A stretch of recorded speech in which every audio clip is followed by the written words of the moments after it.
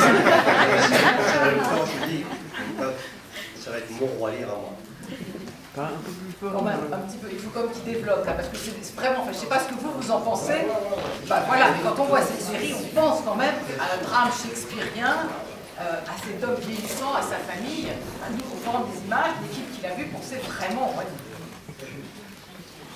La tragédie, je vais ouvrir un peu quand même la question, à la profondeur du personnage, à son rapport à la famille.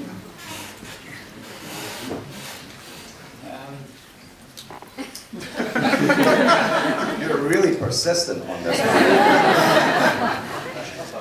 I have to be honest. I don't ever think about that kind of thing when I'm acting, ever. All you try and do as an actor is, if you can find the soul of someone, and you then arrive each day on set, as I do, not knowing any lines, because I would never learn lines until on the day.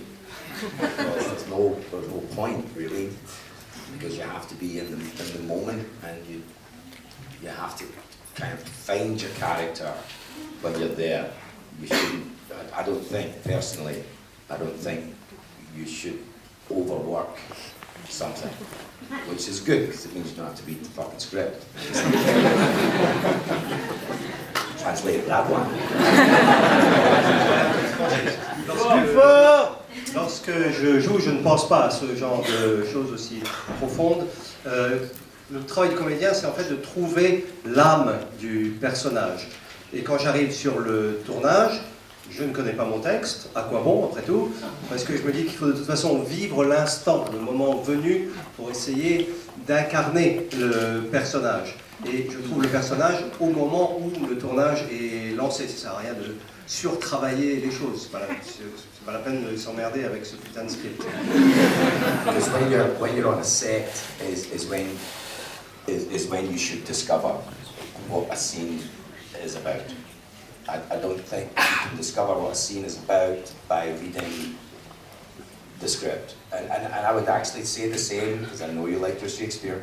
I would honestly say the same as regards Shakespeare. I've done a few Shakespeares, and if you overinterpret text, then as an actor you're basically you're covering yourself in concrete.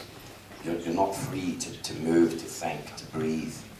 Whereas when you're on a stage or you're on a set, it's not about you, it's about your other actors, it's about the world that you inhabit. And that's when it becomes dynamic.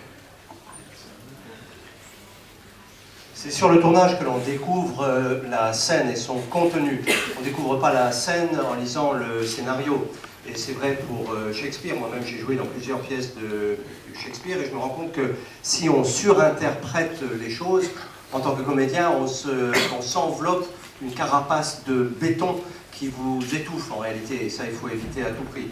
Et quand on arrive sur un tournage, il y a une scène à jouer, mais il ne faut pas se dire que c'est à propos de soi. Il s'agit de mettre en valeur les autres, de mettre en valeur le sujet et le monde que l'on essaye de dépeindre. Et c'est alors que s'est créée la dynamique de la scène. Alors j'ai une autre question avant de vous laisser quand même boire un verre, c'est quand même le personnage que vous incarnez, il pourrait être extrêmement, pour le public, pour nous qui regardons, extrêmement antipathique. Et en fait, on est partagé. C'est-à-dire que comment vous avez travaillé le rôle pour qu'il ne paraisse pas si antipathique que ça, alors que quand même la plupart de ses actions sont vraiment nocives et dures, on a une certaine empathie pour ce personnage. Comment vous l'avez travaillé? I would never play an actor for sympathy. I'd never play a character for sympathy, ever. I loathe that kind of sentiment. You can if you play it, you can make Adolf Hitler, Joe Stalin, Mao Zedong, you can make anyone look sympathetic, you know, if you really try. You should only ever portray someone as you see them to be. And it's not about whether an audience likes them or doesn't like them, it's all about empathy. It's all about, an audience should be allowed to see someone in all the beauty and the horror of what they do. It's not about asking people to love me, love me, love me. It's about, look, this guy is a monster, but he has a condition that is, it's a condition that affects far nicer people than him. I mean, I don't have any sympathy for this guy, I'm being absolutely honest. I don't like the son of a bitch.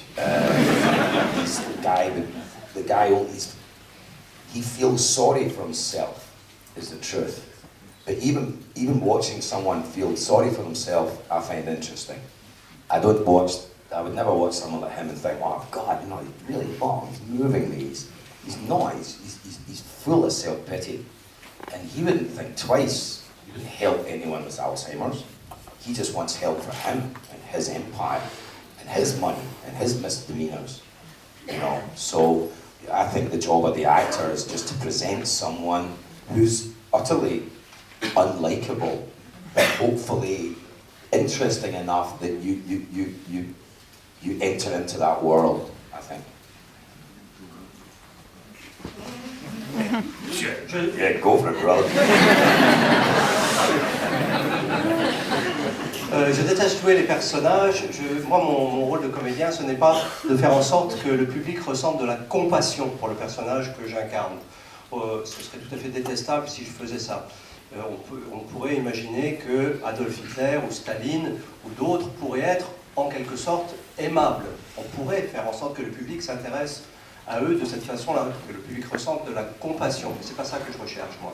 Moi, ce que je recherche, c'est plutôt l'empathie, c'est-à-dire qu'on comprenne le personnage.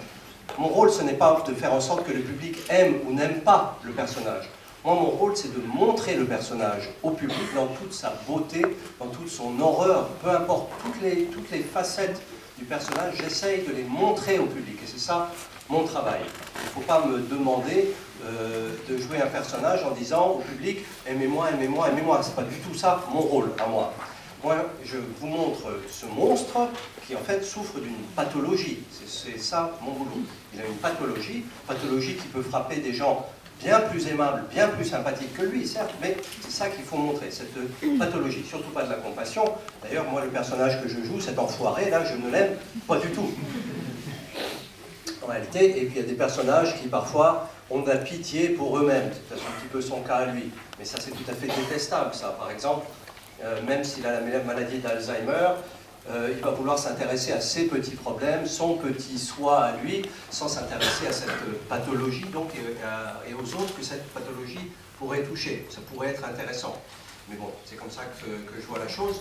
Et les comédiens, eux, doivent montrer ensemble la réalité de leur personnage sans former de jugement, laisser au public faire son travail à lui, le public. Et c'est ça qui est intéressant, c'est de dépeindre les personnages et le monde dans lequel ils vivent. Non.